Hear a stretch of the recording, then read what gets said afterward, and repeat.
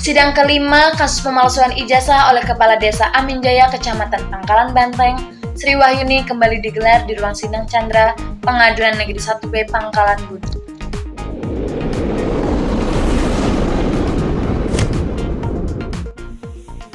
Sidang ini kembali menjadi sorotan publik karena fakta-fakta mencengangkan yang terungkap, sekaligus kritik pedas atas status terdakwa yang masih menjabat tanpa pemberhentian sementara.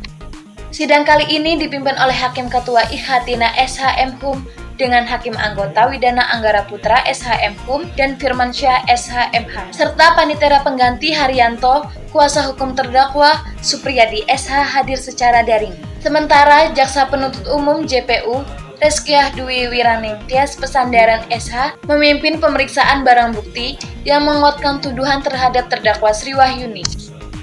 Dalam sidang ini, Sri Wahyuni mengakui secara terbuka bahwa ia memalsukan ijazah menggunakan teknologi sederhana.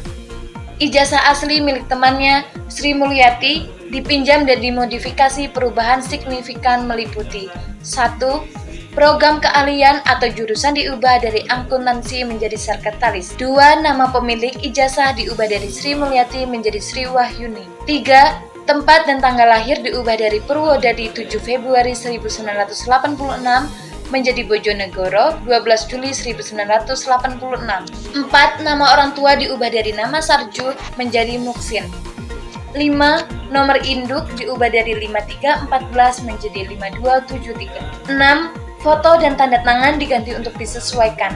7. Bentuk tulisan yang jelas berbeda dengan aslinya. Namun nomor ijazah tetap dibiarkan sama sehingga mudah dilacak keasliannya. Sri Wahyuni juga mengungkapkan bahwa dokumen palsu atau ijazah yang sudah dipalsukan tersebut digunakan saat mendaftar pada Pilkades tahun 2023 dan dilegalisir di SMKN 1 Pangkalan Bun. Memang benar terus terang tidak tahu istilahnya mungkin surat keterangan di kepolisian atau gimana kan jauh juga, dan saya memang belum paham begitu. Nah, dalam pikiran saya yang saya bisa itu jadi terlintas spontan saja dalam pikiran saya begitu ya. Waktu itu ibu memang nggak punya, biasanya kan kita kalau lulus sekolah itu tentunya dikasih fotokopi dan legalisir juga toh, kita biasanya ngurus itulah. Ya kan? Ibu juga nggak ada itu. Saat itu memang saya berkas-berkas semua kan di rumah orang tua, dan orang tua saya kan masih berkali-kali pindah.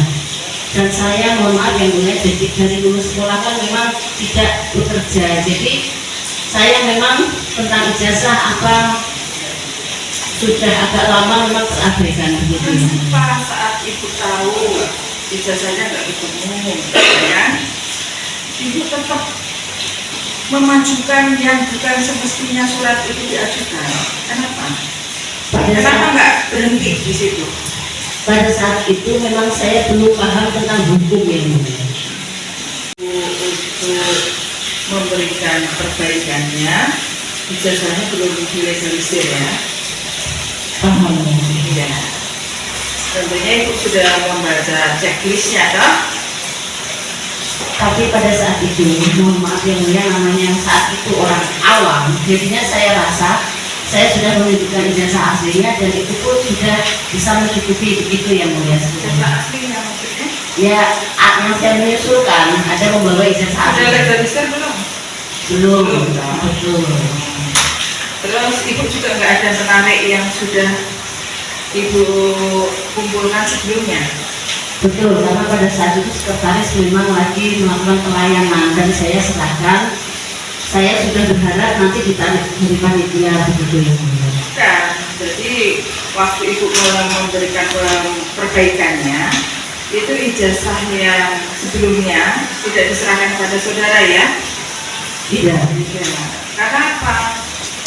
Mungkin karena pada saat itu seperti yang saya sampaikan, pada saat itu pelayanan lagi ramai, sekretaris melakukan pelayanan, jadi saya pun yaudahlah begitu, saya serahkan dan saya tinggal pulang.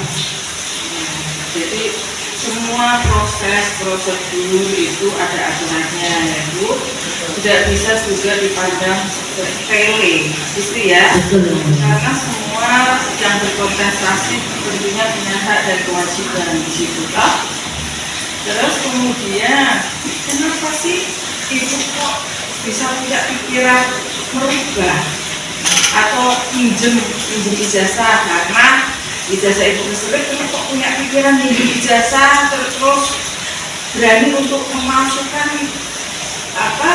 atau menempel yang tidak semestinya tertempel di ijazahnya Sri Mulyati itu apa?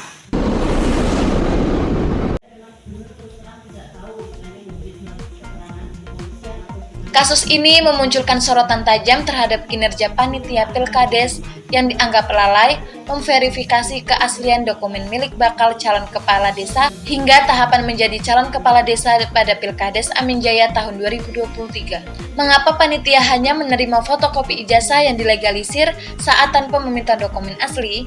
Bukankah tugas panitia memastikan bahwa setiap calon memenuhi syarat administratif secara sah dan transparan? Kelemahan pengawas seperti ini tidak hanya mencoreng kredibilitas proses demokrasi, tetapi juga membuka celah bagi tindakan curang yang merugikan masyarakat. Ironisnya, meski kasus ini telah memasuki sidang kelima dengan bukti yang memberatkan, status terdakwa Sri Wahyuni sebagai kepala desa tetap tidak terganggu. Meski menghadapi ancaman hukuman penjara hingga 6 tahun berdasarkan pasal 263 KUHP, terdakwa Sri Wahyuni masih menjalankan tugas sebagai kepala desa tanpa hambatan. Hal ini menimbulkan tanda tanya besar, apakah hukum hanya tajam ke bawah tetapi tumpul ke atas? Mengapa belum ada keputusan pemberhentian sementara yang seharusnya dilakukan oleh pemerintah daerah sesuai aturan? Apakah ini sebuah keberanian ataukah memang kebal hukum? Bagaimana bisa seorang terdakwa kasus kriminal masih diberikan wewenang memimpin? Ini seperti memberikan pelajaran buruk pada masyarakat bahwa hukum dapat dikesampingkan demi jabatan. Ungkap seorang warga yang enggan disebutkan namanya.